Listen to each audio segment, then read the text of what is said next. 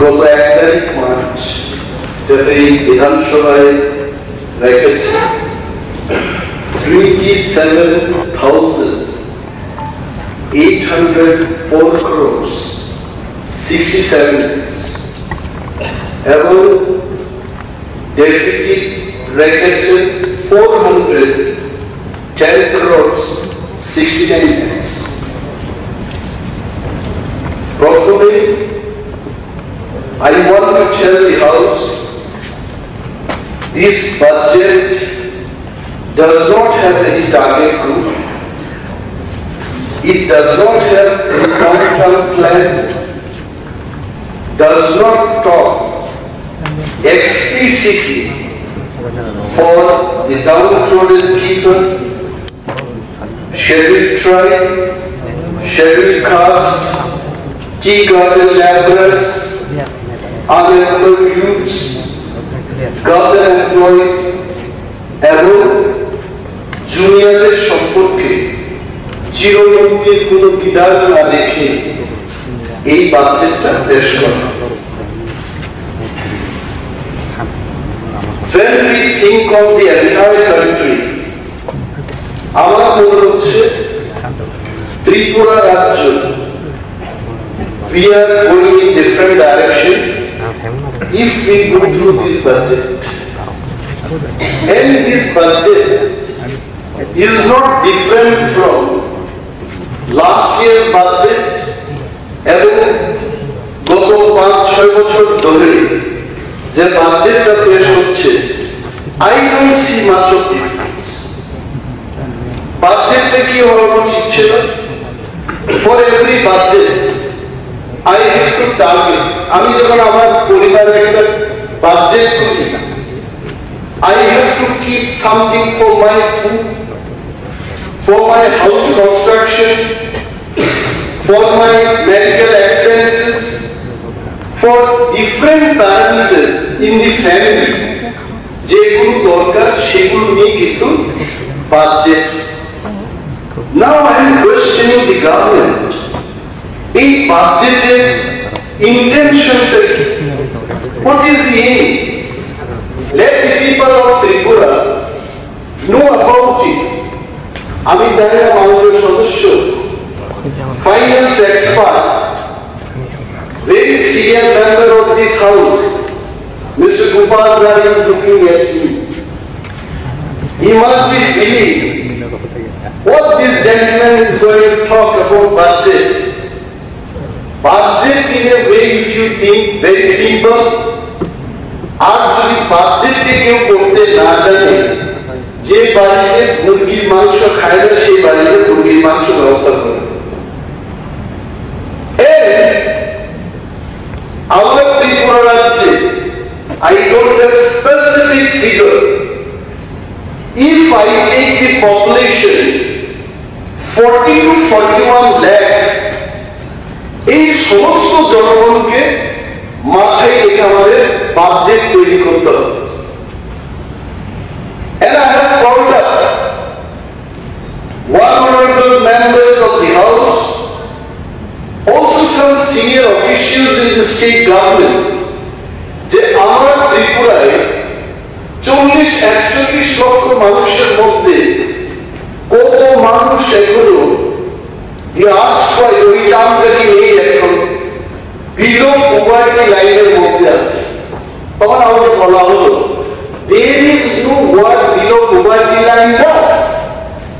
এখন একমাত্র priority group বলে একটা শব্দ আছে যাদেরকে আমরা প্রায়োরিটি দিয়ে থাকি, and that figure is around 29 lakhs. অর্থাৎ 40-41 লক্ষ মানুষের মধ্যে আমার 29 লক্ষ মানুষ, আমি যদি পার্সেন্টেজে বলি গ্রামের খেটে খাওয়া মানুষ কিন্তু বুঝবে না। দ্যাট ইজ ওয়াই আমি বলছি সারা রাজ্যের মানুষ বাজেট অধিবেশন দেখছেন, 40-41 লক্ষ মানুষের মধ্যে 29 লক্ষ মানুষ হচ্ছে প্রাইমারি গ্রুপে, মানে দরিদ্র। এই দরিদ্র মানুষকে টার্গেট না করে যদি আমরা বাজেটটা তৈরি করি, ডু ইউ ফিল এক ত্রিপুরা, সর্বশ্রেষ্ঠ ত্রিপুরা, the best ত্রিপুরা, এটা হবে। By telling this, if someone, my friends, from the treasury bench, যদি মনে করেন, why is he criticizing the government? I am not criticizing the government. I am only trying to ventilate the gap in the budget. যে সমস্ত অফিসারগণ এই বাজেটটা তৈরি করেছেন, probably they have not gone out of the AC room and they have not traveled Tripura virtually, emotionally, mentally. আমি AC রুমের মধ্যে দাঁড়িয়ে বক্তৃতা দিচ্ছি, আমাকে যদি বলা হয় যে রুদ্রের মধ্যে দাঁড়িয়ে আপনি 2 ঘন্টা বক্তৃতা করে আসেন, because the situation is different. এবং প্রতিটি বাজেটে 73 বছর 74 বছর বাজেট চলছে। আমি ছোট্ট একটা উদাহরণ দেব, জুনিয়া পুনর্বাসন। দি হাইয়েস্ট স্লোগান ত্রিপুরায় জুনিয়া পুনর্বাসন সম্পর্কে আমাদের অপোজিশন বেঞ্চে বাম বন্ধুরা যারা বসে আছে, they had given maximum slogan for জুনিয়াদের পুনর্বাসন দিতে হবে। Now I have crossed 50 years age. এই 50 বছরেও জুনিয়ার পুনর্বাসন আর শেষ হলো না। Where is the problem? The problem is in budgeting. আমরা জুনিয়ার কথা যখন বলি তখন কি বলি? 2টা সুপার দিয়ে দাও, 5টা সুপারির চারা দিয়ে দাও, 5 কেজি চাল ফ্রি দিয়ে দাও। Do you feel by doing this kind of budgeting, আগামী 1000 বছরও জুনিয়া পুনর্বাসন শেষ হবে না, জুনিয়ারা কখনোই স্বাবলম্বী হবে? And I personally feel যে আমাদের এই ত্রিপুরা রাজ্যে অনেকেই প্রশ্ন করছে স্বাবলম্বী হচ্ছে না কেন? প্রাইভেট ওয়েলফেয়ার ডিপার্টমেন্ট রয়েছে, প্রাইভেটরা কেন স্বাবলম্বী হতে পারেনি? I am questioning the government. ট্রাইবেলদের স্বাবলম্বী করার জন্য গভর্নমেন্টের পলিসিটা কি? আপনারা জানেন গভর্নমেন্টের পলিসিটা কি? There is budget at a glance. আমি 2023-24 সালে এই বিধানসভায় পাওয়ার আগে দ্বিতীয়বারের মতো ট্রাইবেল ওয়েলফেয়ার বাজেট ছিল 3.91%। আর এইবার বাজেট এর গ্ল্যান্স আপনারা পাই চার্ট দিয়েছে দেখবেন, এইখানে বাজেট ইনক্রিজ করে 4.18% করা হলো। ইয়েস, 4.18%। এই টাকায় ইউ ফিল দ্যাট ট্রাইবেলরা স্বাবলম্বী হবে? আমাকে কেউ বলেছে, দাদা আপনি তো অনেক পরীক্ষা নিরীক্ষা করে গবেষণা করে চিন্তা ভাবনা করে ট্রাইবেলরা কেন স্বাবলম্বী হচ্ছে না? রোজগারের একটা ব্যবস্থা থাকবে।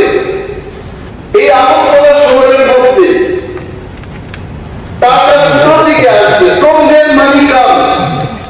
কোন বাজারে বসে যারা ব্যবসা করছে দৈনিক 1 কোটি 2 কোটি টাকা রোজগার করছে তারা, আর আমার ভবাই যারা সামু বাজারে যারা বসে বিক্রি করছে সারা বছর তাদের 10 লক্ষ টাকা ইনকাম হচ্ছে। I need a place to do the business. ওই বিজনেস করার সুযোগ প্রাইভেট ল্যান্ডে করে দেওয়া হচ্ছে। এতগুলো দোকান তৈরি হয়েছে, কোথায় এসেছিলেন? কোথায় এসেছিলেন দোকানের সুবিধা? সমস্ত সুবিধা ওই লোকগুলির হাতেই চলে যাচ্ছে যারা আগে থেকে ধনী ছিল। Government has to play. আমার ত্রিপুরারা, আমার এসসিরা, আমার পদধমিত লোকেরা যখন বিজনেস করতে যাচ্ছে, খোলা আকাশের নিচে বসে তাদের বিজনেস করতে হচ্ছে। And because of this budgeting system, আমাদের এই ত্রিপুরা রাজ্যে আপনারা দেখবেন যে বছরের পর বছর বাজেট হচ্ছে, কিন্তু এই বাজেটের ফল ত্রিপুরা রাজ্যের গরিব মানুষ পাচ্ছে। এগ্রিকালচার আমি পড়েছি, agriculture department is being handled by the most experienced member of this house, senior most politician in this state. আইন সম্পর্কে উনি এত জানেন, sometimes I compare him with Google. আমার এখন যখন সমস্যা হয় আমি ওনাকে ফোন করি, বলুন তো এটি কি ব্যাপার। উনি কোনো বই রেফারেন্স ছাড়াই বলছেন যে অনিলের বাবু এইভাবে শিখুন। আমি মাননীয় কৃষি দপ্তরের মন্ত্রীর দৃষ্টি আকর্ষণ করে মাননীয় অধ্যক্ষ মহোদয় আপনার মাধ্যমে প্রশ্ন করছি। These are few questions. সরকার বলেছে কৃষকদের আয় আপনি দ্বিগুণ করে দেন, শুনতে খুব ভালো লাগে। এমপ্লয়ীদের আয় দ্বিগুণ হোক, এটা না হলো কৃষকদের আয় দ্বিগুণ করবে সরকার। কোন সরকার? বিজেপি আইপিএফ সরকার। শ্রেষ্ঠতম স্লোগান এটাই হতে পারে এই দেশের মধ্যে। কিন্তু আমার প্রশ্ন হলো কোথায় এদের আয় দ্বিগুণ হয়েছে? হয়নি, আপনারাও জানেন। কেন হবে? বাজেটে যেভাবে রেখেছে কেন হবে? একটা উদাহরণ দিয়ে বলছি, কৃষি বীমা না ফসল বীমা? ফসল বীমাই হবে। কৃষকদের থেকে টাকা নেওয়া হচ্ছে প্রতি মৌসুমে 10 টাকা করে, সমস্ত রাজ্যের সমস্ত কৃষককে পয়সা দিতে হচ্ছে কৃষি বীমার নামে। আমি প্রথম ভাবতাম নরেন্দ্র মোদীজি এসে বিশাল এই দেশের মধ্যে কৃষি কল্যাণ করে একটা বীমা এনেছে, আমি খুব খুশি হলাম।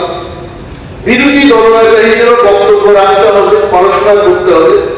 পড়াশোনা করতে গিয়ে দেখলাম যে আসলে এটা সরকারি কোনো বীমা নয়, এই বীমাটা হচ্ছে প্রাইভেট কোম্পানির একটা বীমা।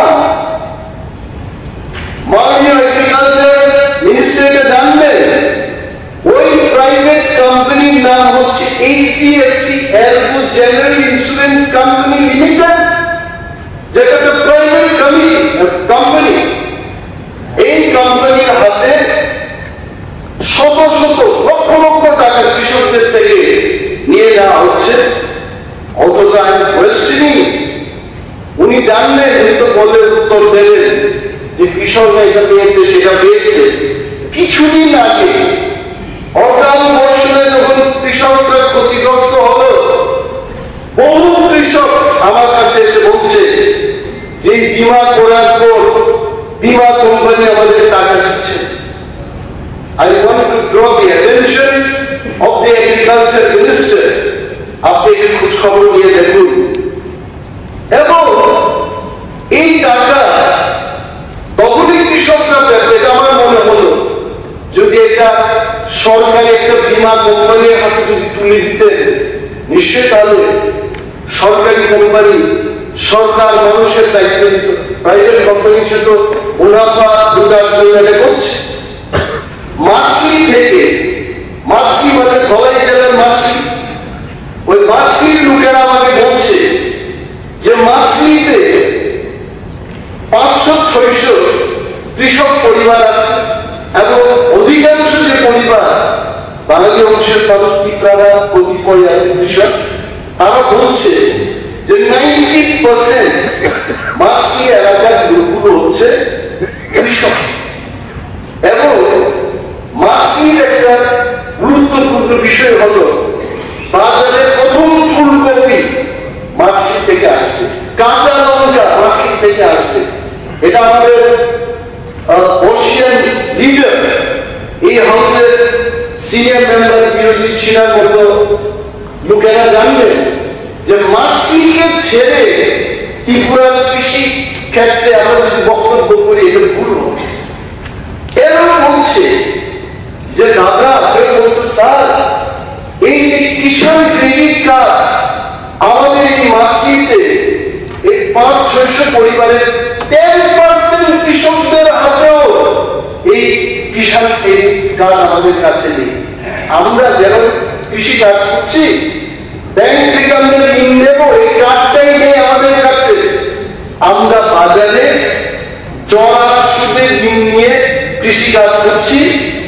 আর আমাদের এখানকার সরকার বলছে যে কিষাণ ক্রেডিট কার্ড দেওয়ার ক্ষেত্রে ত্রিপুরা সরকার ভারতবর্ষের মধ্যে অন্যতম একটি রাজ্য। আপনি খোঁজ নিয়ে নেবেন এই বাজেটের মধ্যে যেভাবে আপনারা উল্লেখ করেছেন, in particular in agriculture department, I am not very happy about it. এবং আপনারা জানেন এটাকে পার্বত্য ত্রিপুরা বলা, ত্রিপুরাটা কিন্তু সমতল ত্রিপুরা খুব কম। Most of our land in Tripura এটা হচ্ছে পর্বত, পাহাড়। এই পাহাড়ের গায়ে কি করে চাষ করতে হবে তার কোনো উল্লেখ নেই এই বাজেটের মধ্যে। আপনারা ভাবতে পারেন পাহাড়ে কি চাষ হবে? I am telling in the house, মাননীয় মুখ্যমন্ত্রী আমার বক্তব্য শুনছেন, and he will definitely take note of this. পাহাড়ের গায়ে চাষ করে সিকিম রাজ্য দেখিয়ে দিয়েছে ভারতবর্ষের মধ্যে যে পাহাড়ে কি করে চাষ করতে হয়। মিজোরাম দেখিয়ে দিয়েছে পাহাড়ের মধ্যে কি করে চাষ করতে হয়। And in the world, South China দেখিয়ে দিয়েছে পৃথিবীকে যে পাহাড়ের গায়ে কি করে চাষ করতে হয়। টুডে আফগানিস্তান যাকে আমরা উগ্রবাদের দেশ বলতাম, today Afghanistan has surplus food supply in the world. Bharat এবং পাকিস্তানকে এরা ছাড়িয়ে গেছে ফ্রুটস এক্সপোর্টের মধ্যে। পাহাড়ে টিলা কম করে পর্বতে চাষ হয় না, এটা কিন্তু ভুল থিঙ্কিং। মাননীয় কৃষিমন্ত্রী এই বিষয়গুলো দেখবে। Now come to what is budget? Budget is to make people self-reliant. Let us talk about rubber চাষের ক্ষেত্রে বলি। ত্রিপুরা রাজ্যে আমরা দেখি ভারতবর্ষের মধ্যে second largest rubber grower in the country. We take that pride. Tripura রাজ্যের আয়তন হচ্ছে ছোট, but in rubber growing we are the second largest in the country. কিন্তু এই হাউসের মধ্যে আমরা যারা আছি আপনারা বিশ্লেষণ করুন, এই যে রাবার চাষিরা উঠে এসছে ত্রিপুরায়, এটি কি গভর্নমেন্ট পরিকল্পনা করে উদ্যোগ নিয়ে করেছে? কিছুটা করেছে। I don't say government has not done anything, but out of 100%, maybe 10 to 20% is government initiative. যাহারাই করেছেন কৃষকরা নিজের থেকে নিজের চেষ্টায় এই রাবারটা করেছে। কিন্তু আজকে সেকেন্ড লার্জেস্ট গ্রোয়িং স্টেটে রাবার চাষীদের কি অবস্থা? মাননীয় মুখ্যমন্ত্রী এটা নোট নেবেন, খোঁজ নেবেন, বসবেন। রাবার চাষীদের কি দুর্দশা হচ্ছে এটা জানতে হবে। Rubber price is coming down, falling down. কৃষকদের ধান চাষীদের ক্ষেত্রে আমরা বলি যে minimum support price MSP, I thank the Prime Minister of the country to take the initiative to support the farmers with minimum support price দিয়ে যেটা কেউ নিন। একটা কনসেপ্ট নিয়ে গিয়ে কৃষকদের সাথে why can't we keep MSP for the rubber growers in our state? এইগুলো মাননীয় মুখ্যমন্ত্রী নিশ্চয়ই এই বিষয়গুলো দেখবে। এবং রাজ্য সরকারটা কি বলছে রাবার চাষীদের জন্য? এমএসপি তো দূরের কথা, ফরেস্ট সেক্টরে লেখা ছিল 25 টানিজ ল্যান্ড, যারা পর্বতবাসী জঙ্গলে যারা বসবাস করছে আদিবাসী, তাদের হাতে 25 টানি করে জমির পাট্টা দেওয়া হয়। কিন্তু আমাদের সরকারটা পাট্টা না দিয়ে কি করছে? ভারতবর্ষের সরকারি ফরেস্ট কনজারভেশন অ্যাক্টটাকে চেঞ্জ করে কি বলছে? যারা ফসল অর্থকরী ফসল করবে, পাহাড়ে যারা বসবাস করবে, শুধু তারা না, private company also can go in the forest. কৃষকরা, সাধারণ মানুষ পাহাড়ে যারা বসবাস করছে আদিকাল থেকে, এরা উচ্ছেদ হচ্ছে। তারা আসছে বিগ বিগ মাল্টিনেশনাল কোম্পানিজ, তারা ব্যবসা করবে, ট্যুরিজম লজ বানাবে, মাইনিং করবে। They have entered. আর জমির মালিকানা এই সরকার, প্রফেসর ডক্টর কালী সাহাজির সরকার, এই সরকারের প্রতি মানুষ কিছু আশা রাখছে এই সরকার। এসে আমি মাননীয় মুখ্যমন্ত্রীকে জিজ্ঞেস করবো আপনার মাধ্যমে, আপনার এই কিছু সময় যে মুখ্যমন্ত্রিত্বকালে কতজনকে জমির মালিকানা করে দিয়েছেন, এটা কিন্তু আমাদের জানার দরকার রয়েছে। এবং রাবার চাষী কৃষকদের ঋণ কি হারে Tripura, I can tell you 70% of কৃষকরা আজকে ঋণ নিয়ে তারা জর্জরিত।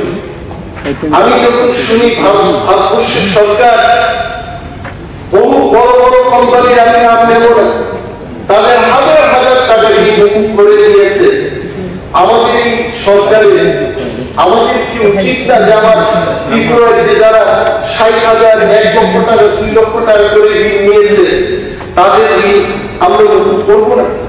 তাদের জন্য আমরা এগিয়ে আসবো না? আমাদের এই রাজ্যে আপনারা সবাই জানেন, most of the politicians we know about it, tea garden developers. আমাকে অনেকে এসে বলুন যে আমাদের বিরোধী দলনেতা আমাদের কথা বলুন, 52টা চা বাগান রয়েছে ত্রিপুরায়, 52। এবং এই চা বাগানে যারা শ্রমিক হিসেবে কাজ করছে, তারা আজকে থেকে প্রায় 80-100 বছর আগে ত্রিপুরায় এসেছে। এই চা শ্রমিকদের 95% of them, I can tell you, হাজারো চা বাগান শ্রমিক, 95% of them have no land, এবং তাদের যে দৈনন্দিন যে মজুরি, এই মজুরির বাবদ অনলি সরকারি ভাবে I am sure it is 222 টাকা করে দাম। চা বাগান বলতে নর্থের আমাদের যারা প্রতিনিধিরা রয়েছে, মাননীয় মন্ত্রী শ্রী টিঙ্কুরাই মন্ডলীয় চা বাগান সম্পর্কে জানলেন যে এই চা বাগানের শ্রমিকরা কিন্তু বেহাল দশার মধ্যে আছে, তাদের খবর সরকার রাখছে না, কেউ খবর নেবেন তাদের। এই বাজেটে আমি আশা রেখেছিলাম specifically for tea garden developers একটা সংস্থান থাকবে, তাদের বাড়ি ঘরের অবস্থা, তাদের বিভিন্ন উন্নয়নমূলক কাজের জন্য তাদেরকে যেন সঠিকভাবে করা যায়, এই সমস্ত সংস্থান আপনারা রাখবেন। নাও কাম টু দি পয়েন্ট, আমাদের পশ্চাৎপদ অংশের যারা এসসি সম্প্রদায়ের জন্য এই বাজেটে আমি তেমন বেশি কিছু উল্লেখ দেখি। কর্পোরেশন করেছে, সরকার করেছে, বামেদের আমলেই করেছে, এবং in the last 6 years let me tell you, এই যে SC corporation, SC corporation, OBC minority corporation গুলো এটা বন্ধ হওয়ার পথে, নো মানি, পান খেয়ে পানে পিক ফেলে ফেলে এই বিল্ডিং গুলো অবস্থা শেষ করে দিয়েছে, বন্ধ হয়ে যাবে। যারা চেয়ারম্যান আছেন আপনারাও জানবেন, no money, you can't run. SC corporation থেকে লোন নেবে, দেখা যাবে লোন পাচ্ছে না। লোন নেওয়ার যে জটিলতা, এইখানে মানুষ 5,000 টাকার লোন নেওয়ার জন্য 10,000 টাকা খরচ করতে হচ্ছে। কেন ফাইন্যান্স এই বাজেটের মধ্যে এইগুলো উল্লেখ থাকে? My question are simple. আমি ওই হেন্ডারসনের মাইক্রো ইকোনমিক্স, ম্যাক্রো ইকোনমিক্স ওইখানে যাব না, ল অফ ডিমিনিশিং রিটার্নে সেখানে যাব না। My only question is for the পুর পিপল অফ দিস স্টেট। আরো আমি দেখে অবাক হলাম, মিড ডে মিল একটা বিশাল সরকার হচ্ছে, বিশাল একটা সাকসেস। আমরা দিন দুপুরে ছাত্রছাত্রীদের খাওয়া দাওয়া করাচ্ছি, এটা কিন্তু বিশাল জিনিস, এবং তাতে নাকি ড্রপ আউট কমবে। আমি প্রথমবার যখন এনেছিলাম, আজকে তিনি সিপিএম দলের পরিষদীয় নেতা সম্মানীয় জিতেন্দ্র চৌধুরী মন্ত্রী ছিলেন, উনি ট্রাইবাল ওয়েলফেয়ার মিনিস্টার ছিলেন তখন, ওনাকেও বলতে শোনা গেছে তখন যে মিড ডে মিল চালু করার ফলে ড্রপ আউট ছেলেমেয়েদের সংখ্যা কমেছে। Very nice. কিন্তু এই বাজেটে যারা মিড ডে মিলকে চালু করবে, কাজ করবে মিড ডে মিলকে নিয়ে, তাদের যেন বেতন ভাতা ঠিকঠাক বৃদ্ধি পায়, তার জন্য সংস্থায় রাখা। You have to keep. আমি যদি না চাই সেখানে কি করে আসবে? And the biggest point যারা আমাদের এই লাইভ শো দেখছেন বা সরকারি আমলা মিডিয়া, রাজ্যের সমস্ত অংশের মানুষ যারা এই আমাদের বক্তব্যকে শুনছেন, আলোচনাকে শুনছেন, I tell you one thing, এটা বিপজ্জনক। মাননীয় ফাইন্যান্স মিনিস্টার উনি বিজ্ঞ মানুষ, অর্থ দপ্তরে 1 বছরের মধ্যে অনেক দলের যিনি গেইন করেছেন, ওনার বক্তব্যগুলো খুব ভালো লাগে, very specific when he talks। আমি যে পয়েন্টে জিজ্ঞেস করবো এটা আপনি নোট রাখবেন, because you have to reply। এখানে একটা বিপজ্জনক জিনিস দেখেছেন, 26% গতবারের যে টাকা, সেই টাকা আমরা খরচ করতে পারিনি। সিএজি রিপোর্ট বলছে, এটা অনিমেষ ডেভেলপার রিপোর্ট না, সরি, সিএজি এই কথা বলছে যে 26% of the previous financial year যে বাজেটটা হলো, এই টাকা আমরা খরচ করতে পারিনি। What does it mean? আমাকে টাকা দেওয়া হলো, আমি খরচ করতে পারছি না, তাহলে এটা বোঝা গেল either I am incapable of spending that money or I don't have any plan। আমি বিধানসভায় দাঁড়িয়ে বলছি, মাননীয় মুখ্যমন্ত্রী যদি আমাকে 1 কোটি টাকা এখন দিয়ে দেয়, আমি 8টার মধ্যে, রাত্রি 8টার মধ্যে আমি 1 কোটি টাকা খরচ করে ফেলি, because I have specific plan। আমার এই করতে হবে, সেই করতে হবে। It does mean you don't have plan, proper plan নেই বলে আপনারা খরচ করতে পারেন। এইটার কিন্তু ফল হবে, এখানে আমরা যাই বলি double engine Sarkar, triple engine, forget it. দিল্লিতে যারা বসে দেশের সরকার চালাচ্ছে, ফাইন্যান্স ডিপার্টমেন্ট, নীতি আয়োগের ফর্মুলার বাইরে কেউ যাবে না, মাননীয় অর্থমন্ত্রী এটা ভালো জানেন। Since you would not spend 26% of the allotted budget, next year আপনি দেখবেন এই বাজেটটা আমরা যখন পাঠাবো, কেন্দ্রীয় সরকার, কেন্দ্রীয় অর্থমন্ত্রক আমাদের বাজেট কমিয়ে দেবে। Take my word for granted। এটা ভালো, we should be able to spend money। এবং টাকার জন্য আপনারা উপজাতি কল্যাণের, ত্রিপ্রাসের কল্যাণের কথা বলছেন। I am so happy with you all that ত্রিপ্রাসের কল্যাণ হবে। এবার আমি ভেবেছিলাম অন্তত 1,500 কোটি টাকা টিকেএইচসি কে দেওয়া হবে। কি হয়েছে? How much you have given? গত বছর I think 76 crore টিকেএইচসি কে দেওয়া হলো। এই বছর 798 করেছে। তো what is the increase in the budget? যেখানে আপনি নিজে জানেন, মাননীয় মুখ্যমন্ত্রী জানেন, মাননীয় অর্থমন্ত্রী জানেন, মাননীয় অনেক মন্ত্রী মহোদয়গণ জানেন, এডিসিতে বেতন দেওয়ার টাকা নেই। সেখানে গেল ওই টাকাগুলো, যে টাকাগুলো আমরা খরচ করতে পারছি না, we could have diverted that money। এটা আমরা করলাম। এই যে 26% as per CAG report আমরা খরচ করতে পারলাম না। এটা ভোগান থেকে উঠবে কর্মচারী যাদের দিয়ে দেওয়া হচ্ছে। আমি আবারও বলছি, প্রতিটি সেশন আমরা কর্মচারীদের সম্পর্কে বলি, সেন্ট্রাল গভর্নমেন্ট এমপ্লয়ি 46% দিয়ে পাচ্ছে। আমাদের শ্রেষ্ঠ ত্রিপুরায়, আমার জন্মভূমি ত্রিপুরায়, আমাদের মুখ্যমন্ত্রীর জন্মভূমি ত্রিপুরায় আমরা 20% স্টেট গভর্নমেন্ট এমপ্লয়িদের দিয়ে দিয়েছি, 26% আমাদের গ্যাপ। এখন কর্মচারীদের প্রশ্ন হচ্ছে, এই 26% খরচ না করে বাজেটটা যখন কমিয়ে দেবে, আমরা কি আর গিয়ে দেখবো? মাননীয় পরিষদীয় মন্ত্রী যখন বিরোধী দলনেতা ছিলেন, তৎকালীন বামদল সরকারকে একটা গানের মাধ্যমে উনি প্রতিবাদ করেছিলেন তোমার দেখা নেই রে, তোমার দেখা নেই, দিয়ে দেখা হবে না। এটা কর্মচারীদের মধ্যে আতঙ্কের সৃষ্টি হয়েছে।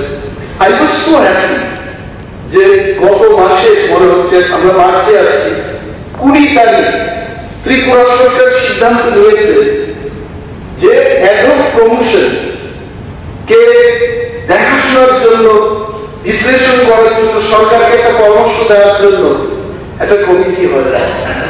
ওই কমিটি মিটিং করে কি উত্তর দিয়েছে কেউ জানে না, আমি জানি না, মাননীয় সদস্যরা বা মন্ত্রী মহোদয় আপনারা জেনেছেন কিনা এই তথ্য। এবং যখন মাননীয় মুখ্যমন্ত্রী, অর্থমন্ত্রী বা অন্যান্য মন্ত্রীগণ যখন বক্তব্য রাখেন, এই পয়েন্টটা যেন আমাদের খোলাসা করে বলেন যে ওই অ্যাডহক কমিশন দেখার জন্য যে কমিটিটা গঠন হয়েছে, ওই কমিটিটা কি বলেছে। আরেকটা জিনিস দেখুন, আমাদের অনেক পলিটিশিয়ানদের মিসেসরাও চাকরি করে, হাজার কর্মচারী বন্ধুরা আছে, গ্র্যাচুইটি একটা বিশাল জিনিস। রিটায়ারমেন্টের পর যখন মানুষ গুরু হয়ে যায় তখন তার সাথে বন্ধুদের সংখ্যা কমে যায়। আমাকে অনেকেই বলেছে যে হরিনাথ বাবু বৃদ্ধ হয়নি, বৃদ্ধ হওয়াটা অভিশাপ। আপনার বয়স তো কাকু বলছে 82 বছর, বলছে বার্ধক্যতা নেমে গেলে বন্ধুর সংখ্যা কমে যায় এবং মনটা ঠিকই চলে, ব্রেনটা ওয়ার্ক করে, কিন্তু হাত পা এগুলো চলে না। স্টেপ গুলো যখন দেখি তখন মনে হয় আরে এটা তো ঠুক ঠুক ঠুক ঠুক করে উঠবে, কিন্তু যখন উঠতে পারি না। এটা হচ্ছে বার্ধক্যের অবস্থা। তো গ্র্যাচুইটি আসলে কর্মচারীরা যে 60 বছর 60 ইয়ার্স পরিশ্রম করেছে, তখন গিয়ে সে যেন আর্থিকভাবে সুরক্ষিত থাকে, তার উদ্দেশ্যে তাকে গ্র্যাচুইটি দিয়ে থাকে। গ্রুপ সি সেন্ট্রাল গভর্নমেন্টের ক্ষেত্রে তার গ্র্যাচুইটি কত 20 লাখ। আর আমাদের এই রাজ্যে, যে রাজ্য আমাদের, আমরা এই রাজ্যের মাটিকে যখন দিল্লি থেকে আসি তখন এটাকে ধরে একটা চুমা দিয়ে যে আমি আমার রাজ্যে এসেছি। এই রাজ্যে গ্রুপ সি এমপ্লয়িরা যখন রিটায়ারমেন্টে যায় তারা প্রায় 10 লক্ষ টাকা, অর্থাৎ only 50% of the central government employee। এদের বক্তব্য হচ্ছে আমাদের অপরাধটা কোথায়। হ্যাঁ বললাম অপরাধটা আমি জানি না, তবে সরকারের কাছে আমি আপনাদের এই বক্তব্য তুলে ধরব, এই ডিফারেন্সটাকে এটাও যেন উত্তর দেওয়া হয় আমি অনুরোধ করব। এই যে আমাদের ত্রিপুরা রাজ্যে অনেকগুলো ফুড এন্ড সিভিল সাপ্লাইজ এর ক্ষেত্রে আমি মাননীয় মন্ত্রীর দৃষ্টি আকর্ষণ করে বলছি, এটা মানুষের পক্ষে। আমি আসলে প্রায় সময়ই ফুড এন্ড সিভিল সাপ্লাইজ মিনিস্টারকে ফোন করি। If there are problems, instantly I call most of the ministers. It is not only with him, even these days মাননীয় মুখ্যমন্ত্রীর সাথে আমার 2-3 বার সৌহার্দ্যপূর্ণ আলোচনা হয়েছে। He was very positive for all the issues. আমি বলবো না যে কেন আমি অসত্য কথা বলবো, যে he is not cooperative, he is not concerned about the problems of the people. He responded. তবে এই যে ফুড এন্ড সিভিল সাপ্লাইজ এর ক্ষেত্রে মানে এইখানেই বাজেটটা করার পর বলছে যে আমরা ফ্রিতে চাল,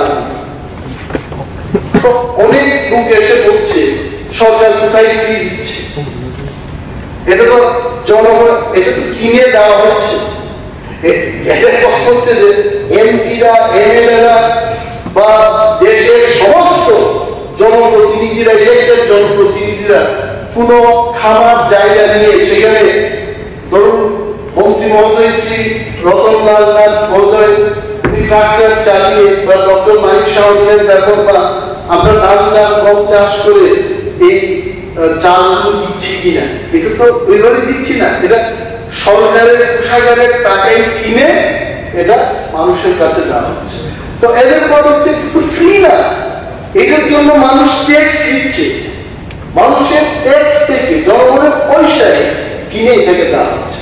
আমি বললাম ভাই আমি তো ফ্রি চাল পাচ্ছি না, আর 40 লক্ষ মানুষের মধ্যে 29 লক্ষ মানুষ এই ফ্রি চালের আওতা নিয়ে এসছে। তো আমি সরকারের কাছে বলবো যে যেহেতু 29 লক্ষ মানুষকে দিয়ে ফেলেছে, 40-এর মধ্যে 40 লক্ষ মানুষ কেন ফ্রি চাল পাবে, হয়ে যাক, চলো আমার এখানে আসুন। এটা হচ্ছে দাবি। এটা আসলে ফ্রি কিনা মানুষ এটা পরিষ্কার ভাবে জানতে চায়, এই চাল দেওয়া এটা ফ্রি কিনা। This is one. আরো একটা কথা হচ্ছে যে animal husbandry and animal resources, এই দপ্তরের সংক্রান্ত কিছু কথা রয়েছে। এখানে কি হচ্ছে, বলছে টিগারি বন্ধ হয়ে গেছে, গটারি বন্ধ হয়ে গেছে। একমাত্র ত্রিপুরা রাজ্যে মানুষ, আমি বলি যাই বলুন, যে মাছ চাষে আমরা স্বয়ংবরতা অর্জন করার লক্ষ্যে এগিয়ে চলেছি। কোথা থেকে মাছ আসছে? অন্ধ্র, হায়দ্রাবাদ, তারপর বাংলাদেশ থেকে আসছে, বম্বে থেকেও আসছে কিছু কিছু মাছ, ওয়েস্ট বেঙ্গল থেকেও তো আসছে। মানুষ বলছে আমাদের মাছ পেতে। এই যে সরকার হচ্ছে মাছ চাষে আমরা প্রায় অলমোস্ট স্বয়ংবরতা অর্জন করেছি, তারা আমাদের মাছটা গেল কোথায়? কিন্তু আমি হাসলাম তো, জনগণের প্রশ্নের আর সীমা নাই, জনগণ প্রশ্ন করতেই পারে। মাননীয় ফিশারি মিনিস্টার যখন বক্তব্যটা করবে, এই ব্যাপারটা আপনি আমার উদ্দেশ্যে তো বলবেন, জনগণের উদ্দেশ্যে এটার একটা উত্তর দেন যে আমাদের মাছটা গেল, আমরা যদি স্বয়ংবরতা অর্জন করি আমাদের মাছ, আর যদি মানুষে আমরা স্বয়ংবর না, একমাত্র একটা মানুষ আমরা স্বয়ংবর। আপনি জানেন আমাদের ত্রিপুরা মহিলারা যদি শুকরের চাষ না করতো, শুকরের মাংস এই বাজারে দিত না, এবং শুকরের মাংসই কিন্তু সাফিসিয়েন্ট ইন ত্রিপুরা মার্কেট। এবং এটা যদি না হতো আমরা কিন্তু ব্রয়লার খেয়ে আর্থ্রাইটিস বিভিন্ন রোগে আমরা শেষ হয়ে যাই। এখন কেন এমএলএ মন্ত্রী আমরা যখন খাই, আমি অনেকের দিকে তাকাই, বলছে মুরগির মাংস কি, বলছে ব্রয়লার না, কান্ট্রি চিকেন। তো এটার জন্য তো বাচ্চাকে রাখতে হবে। সরকার has to take initiative to grow this poultry only শুকরের মাংস। তো এই যে শুকরের মাংসটা হচ্ছে, তাহলে ত্রিপুরা মহিলাদের জন্য এখানে কেন বাচ্চা রাখা হবে না? তাদের স্বয়ং সম্পূর্ণ করার জন্য তাদেরকে আরো বেশি কেন এই কি বলে শুকর যেন তারা পালতে পারে, তার কেন অবস্থা হবে না?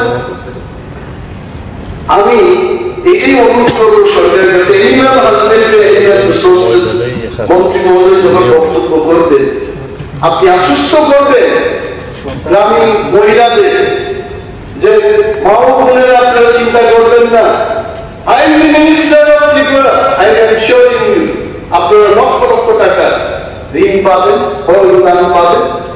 আপনি দেখবেন in tomorrow's newspaper and in tomorrow's sunrising you will become the star of Tripura.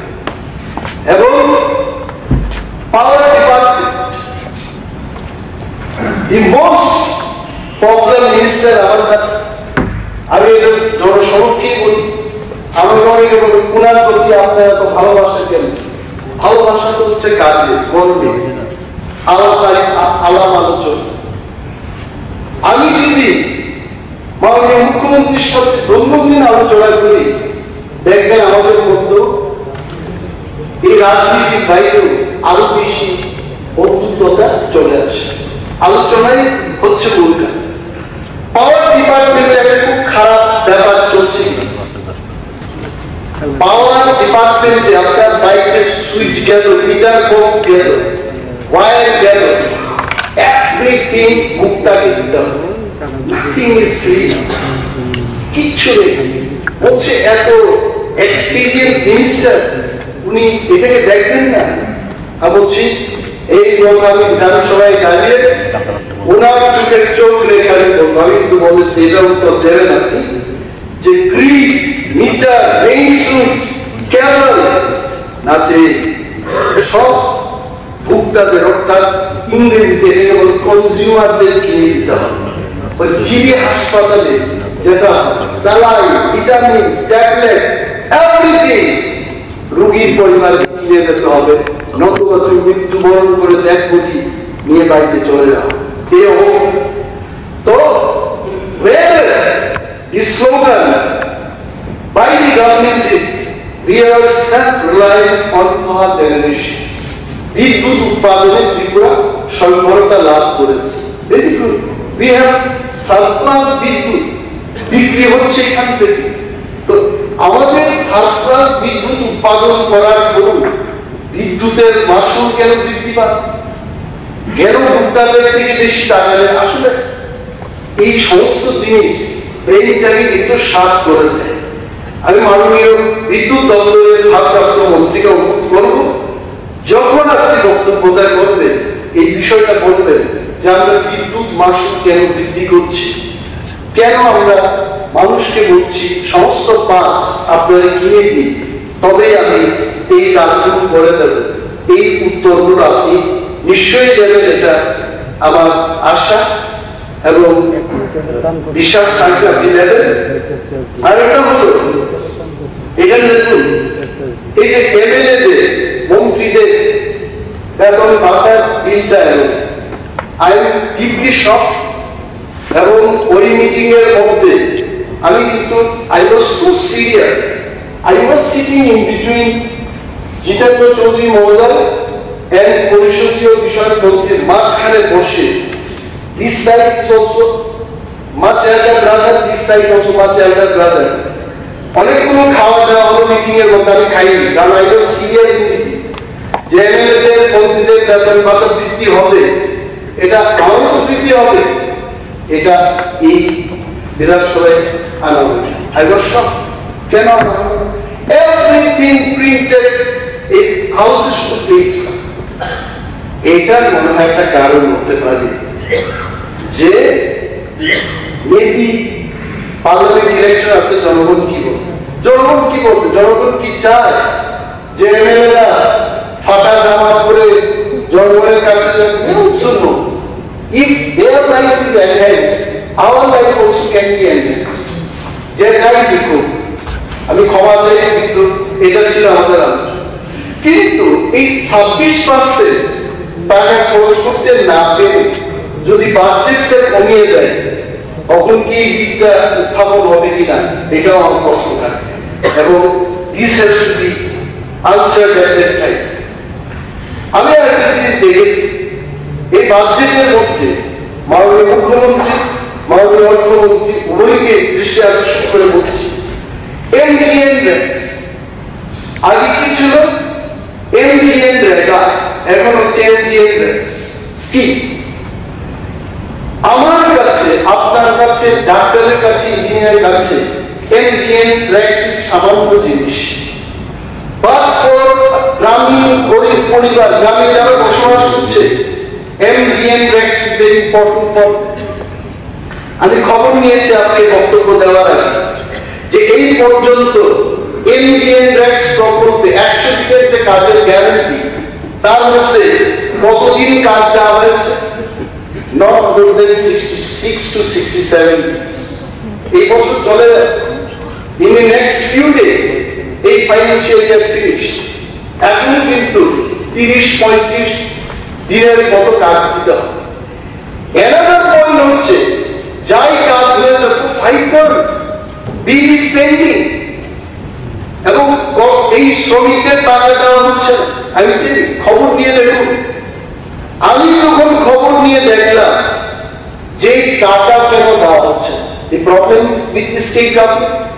আপনি বা আপনাদের সরকার, আপনার সরকার, আমাদের মুখ্যমন্ত্রী সম্মান দিয়ে আপনাকে বলছি 270 কোটি টাকার মতো যা খরচ হয়েছে, এটা ইউটিলাইজেশন সার্টিফিকেট আপনি দিতে পারেন। and because of that মহামান্য সেন্ট্রাল গভর্নমেন্ট টাকা আটকে দিয়েছে। why it is to happen, এই গরিব মানুষের কি হবে, we must think about it. এবং এইটা যেন যে কোনো মাননীয় মন্ত্রী মহোদয়, অর্থমন্ত্রী হোক, মাননীয় মুখ্যমন্ত্রী হোক, যখন বক্তব্য রাখবেন, please reply to this point. Dhaka শরীরটা জানতে চাই। আরেকটা হচ্ছে হেলথ। হেলথ আপনার ভালো দরকার, আমার দরকার, ফর এভরিওয়ান অফ আস। এই হেলথ বাজেটটা আমি যখন দেখেছি, সেদিন মাননীয় অর্থমন্ত্রী প্রণজিৎ সিংহ রায় মহোদয় মাননীয় মুখ্যমন্ত্রীকে ধন্যবাদ জানিয়েছে। আসলে ভালো কাজ করলে তো ধন্যবাদ জানাতে হয়, এবং লিখিত ভাবে স্বাস্থ্য মাননীয় অধ্যক্ষ মহোদয় 18 নম্বর পয়েন্টে আমি মাননীয় মুখ্যমন্ত্রী মহোদয়কে এই সুযোগে, অর্থাৎ কোন সুযোগে, বাজেট ভাষণ দেওয়ার সুযোগে মুখ্যমন্ত্রী জন আরোগ্য যোজনা 2023 বাস্তবায়নের জন্য ধন্যবাদ দিতে চাই। এই সুযোগ ছাড়াও প্রতিনিয়ত আমি ধন্যবাদ দেব। কিন্তু হেলথ বাজেটটা যখন দেখি, এই যে হেলথ বাজেটটা আপনারা এক এক গ্ল্যান্সে রেখেছেন, sir please see this budget. I think it is roughly I don't know, some 6.71% রেখেছেন in health. Is it 6.2%? এই বাজেট দিয়ে এতগুলো মানুষের, এত পরিবারে 5 লক্ষ টাকা করে এটা কি হবে, কোথা থেকে দেবেন? এই বাজেটটা এত বাজেট কম কেন? It is my question. নাকি আমাদের এইচডিএফসি প্রাইভেট লিমিটেড কোম্পানির মতো প্রাইভেট বীমা সংস্থাকে দিয়ে এটা করাবে? এটা হবে না। কিন্তু এটা তো যে কোনো ব্যক্তি, I have taken health insurance from Reliance, আমি নিতে পারি। যেহেতু সরকার বলছে, মুখ্যমন্ত্রী বলছে এই 5 লক্ষ টাকার কাভারেজ হবে এই যোজনায়, good, but why the budget is less? আমি কেন বাজেটটা বেশি কেন বলেছে এটা প্রশ্ন তুলছি না, why the budget is less? আরো একটা বিষয় এখানে একদম ভাবে দিয়েছে, লোন। রাজ্য সরকার লোনের ইন্টারেস্ট দিতে দিতে অবস্থা শেষ। Payment of interest 5.34%। আপনারা দেখবেন স্টেটমেন্ট 6 পেজ নাম্বার 7, এই বাজেট এর গ্ল্যান্সে দিয়েছি। রিপেমেন্ট অফ লোনস, এটাও তো লোনের ব্যাপারে 2.04%। সব মিলিয়ে কিন্তু 7.38%। আমরা শুধু এই 27,800 সামথিং কোটি টাকার মধ্যে এত শতাংশ টাকা কিন্তু ঋণের পরিশোধ করতে করতেই শেষ। মাই পয়েন্ট ইজ, তাতে কি হচ্ছে? Because of that, you have to reduce the budget in rural development panchayat. আপনি দেখুন কি পরিমাণে, what is the budget? একটা পঞ্চায়েত, ত্রিপুরার 70 থেকে 80% মানুষ তারা এখনো দরিদ্র বলে পরিচিত। এই মানুষগুলো তাদেরকে উপেক্ষা করে এই টার্গেটটাকে বাদ দিয়ে আমি যদি একটা বাজেট করি, শ্রেষ্ঠ ত্রিপুরা হবে? আমি অনলি কোয়েশ্চেন, যদি হয় আমাকে প্রমাণ। কেন পঞ্চায়েত ডিপার্টমেন্টে, ভিলেজ কমিটিতে এই বাজেট এত কম? আমাদের এই বাজেটের মধ্যে ওই দরিদ্র লোক 29 লক্ষ 30 লক্ষ লোককে আমাকে টার্গেট করে বাজেটটা তৈরি করতে হবে। And this has not happened in this budget. I can tell you, sir, this budget, although it has been printed in glossy paper, গতবারের চেয়ে এইবার কিন্তু কালার কম্বিনেশন, প্রিন্টিং আরো ভালোভাবে হয়েছে। বানানটা খুব সুন্দরভাবে লিখেছেন অর্থমন্ত্রীর যারা এই বাজেটটা প্রিন্ট করেছে। আমার মনে হচ্ছে গতবার আমাদের আলোচনার তো ভালো একটা প্রিন্টিং হাউসে গিয়ে এটা করেছেন। Thank you so much for that. তবে একটা জিনিস এখানে, বাজেট ভাষণের সর্বশেষে লিডার অফ অপোজিশন কি প্রশ্ন করে সরকারের কাছে? SPDP data, this is fourth session in the 13th assembly. আমি কিন্তু এসসিবিটি বলে চিৎকার করছি। 22 সেপ্টেম্বর 2022 তারা পরীক্ষা দিয়েছে, এখনো রেজাল্ট বেরোলো। এর কোয়েশ্চেনিং এই মোবাইলটা যখন আমি চালু করি, হাজারো লোক আমাকে বলছে, স্যার নিয়ানো ক্লাই উইডানো সাউ তিনি এসসিবিটি কখনো যাচ্ছেন না। মানে কত মানুষ ফেসবুক, হোয়াটসঅ্যাপ, এসএমএস জিজ্ঞেস করছে এসসিবিটির ব্যাপারটা। আমি বললাম, ভাই কোন গণতান্ত্রিক রাজ্যে, গণতান্ত্রিক দেশে বিরোধী দল চাকরি দিতে পারে না। আমি বলছি বিরোধী দল শুধু প্রশ্ন করতে পারে, চাকরি দেবে কারা? চাকরি দেবেন মাননীয় মুখ্যমন্ত্রী, চাকরি দেবেন কে? সিরিয়ালের 2 নম্বর মন্ত্রী শ্রী রতনলাল নাথ বলল, চাকরি দেবেন কে? অর্থমন্ত্রী প্রণজিৎ সিংহ রায়। আমি পারব না, আমি অমনি প্রশ্ন করতে পারি। এদের পক্ষে আমি মাননীয় সরকার এবং মাননীয় মুখ্যমন্ত্রীকে প্রশ্ন করছি, আপনি যখন বক্তব্য করবেন এই এসসিবিটি ব্যাকারদের যে পরীক্ষাটা হতো 2022 সালে, রেজাল্টটা কবে হবে মানুষ এবং আমি জানতে চাই। আর একটা হচ্ছে, এটা 2 নম্বর প্রশ্ন আসছে, নেক্সট লেট পিএইচডি, এটা নিয়ে যারা বিভিন্ন অ্যাসিস্ট্যান্ট প্রফেসর বিভিন্ন প্রতিষ্ঠানে যারা পরীক্ষা দিয়েছে দেবে, সরকার গত 6 বছরে কোন রিক্রুটমেন্ট উল্লেখযোগ্যভাবে করে নাই, তাদের বয়সের সীমা বেরিয়ে গেল। এখন এদের প্রশ্ন হচ্ছে, চাকরি যেহেতু দিতে পারে না, নেট পিএইচডি স্লেটের ক্ষেত্রে বয়স সীমা যেন 5 বছর বৃদ্ধি করা হয়, এটা তাদের দাবি। এটাই আর আমাদের 3 নম্বর অনলি 5টা কোয়েশ্চেন থাকলে প্রশ্ন করবে, এটা আমার প্রশ্ন থাকবে জনগণের। 3 নম্বর প্রশ্ন হচ্ছে, কর্মচারীরা বলছে যে আমাদের দিয়ে দেওয়া হবে কিনা, হ্যাঁ বা না। যেমন মাননীয় চেয়ারম্যান এখন আছেন, উনি খুব বিনয়ী মানুষ, হেসে আমাকে দেখছে এবং যেমন বলছে স্পিকার সাহেব আজকে বলেছেন এত কিছু বলার দরকার নেই, করবেন কিনা, হবে কিনা জিজ্ঞেস। আমি জিজ্ঞেস করছি কর্মচারীদের দিয়ে দেওয়া হবে। আর জুনিয়রদের পক্ষে এই জুনিয়র পুনর্বাসন আগামী কয়েক বছরের মধ্যে শেষ হবে কিনা, এটা কিন্তু জুনিয়র অংশের মানুষরা এরা জানতে চায় এই সরকারের থেকে যে 2টা সুখর এইসব নিয়ে আমাদের কিছু হবে না এবং আমাদের চিরকালের জন্য আমরা যেন জুনিয়র পুনর্বাসন পাই। এই সরকার মোদীজির আশীর্বাদ প্রাপ্ত ত্রিপুরা রাজ্যের সরকার এরা যেন ব্যবস্থা গ্রহণ করে, এটা তাদের প্রশ্ন। আর এই যে এসএনবিতে আমরা দাঁড়িয়ে বক্তৃতা করছি, মাননীয় মুখ্যমন্ত্রী, মাননীয় স্পিকার মুখ থেকে এটা শুনছেন, মাননীয় চেয়ারম্যানকে আমি আপনার মাধ্যমে মাননীয় মুখ্যমন্ত্রী এবং পরিষদীয় বিষয়ক মন্ত্রী মহোদয়ের নজরে আনছি। এসএনবি সেক্রেটারি বলছে যে এসএনবিটা চলবে, এখানে যদি কর্মচারী না লাস্ট 6 ইয়ার্স অনেক রিটায়ারমেন্ট হয়ে গেছে, নো রিক্রুটমেন্ট, নো রিক্রুটমেন্ট। 1963 থেকে আমি দেখেছি, আমি রেকর্ড আমি কিন্তু কালকে বমি করে দিয়েছি, কারণ বাইরে থেকে এসে পড়াশোনা করতে করতে 8.5 বছর বমি করে দিয়েছে মাথায় ঘুরে। তারপর বললাম জনগণের জন্য প্রশ্নোত্তর করতেই হবে এবং পূর্বতন বিরোধী দলনেতায় আমাকে শিখিয়েছে যে পড়তে হবে, জিজ্ঞেস করতে হবে না। 1963 থেকে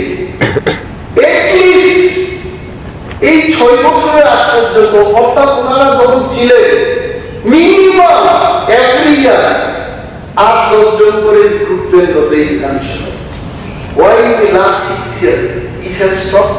এটা যদি পবিত্র বিধানসভাকে স্মুথলি, এখন তো ওইখানে বক্স টক্স দেখা গেছে, এটাও ঠিক আছে, চ্যানেল 1 টক করো, চ্যানেল 2 বেঙ্গলি, চ্যানেল 3 ইংলিশ, এগুলো হচ্ছে।